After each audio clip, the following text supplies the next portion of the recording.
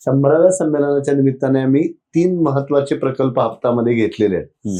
साहित्य संमेलन हा मराठी समाजाचा वाङ्मयीन उत्सव आहे आणि संमेलनाचे अध्यक्ष हे मराठी समाजाचं वैचारिक नेतृत्व करतात अशी भावना समाजमनामध्ये आहे. या 99 वर्षामध्ये संमेलनाध्यक्षांच्या भाषणांमधून ज्या राजकीय आणि सामाजिक भूमिका घेतल्या गेल्या त्याविषयीचं एक पुस्तक आम्ही काढतो आहोत.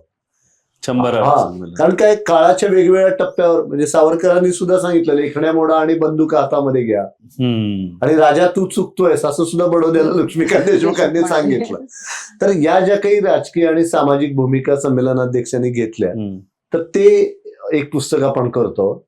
संमेलनाध्यक्षांनी ज्या वाङ्मयीन भूमिका मांडल्या त्याविषयीचं एक पुस्तक आपण करतो आणि तिसरं म्हणजे त्यांनी ज्या सांस्कृतिक भूमिका मांडल्या काळाच्या वेगवेगळ्या टप्प्यावरती अशी 3 महत्वाची पुस्तकं की जी 3 मोठे अभ्यासक याच्यावरती काम करतायत.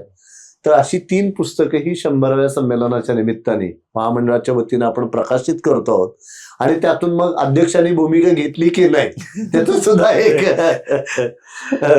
चित्रण म्हणजे अध्यक्षांनी भूमिका घेतली पाहिजे असं समाजाला वाटणं हे या संमेलनाचं यश आहे असं मला वाटतं. आणि म्हणून या संमेलनावर टीका करणारी खूप खूप मंडळी आहेत आणि शेवटी यशवंतराव चव्हाण साहेबच असं म्हणत असत की सार्वजनिक जीवनामध्ये हारापेक्षा प्रहारच अधिक मिळतात आणि ते छातीवरती घ्यायचे नसतात तर पाठीवरती घेऊन वागवायचे असतात.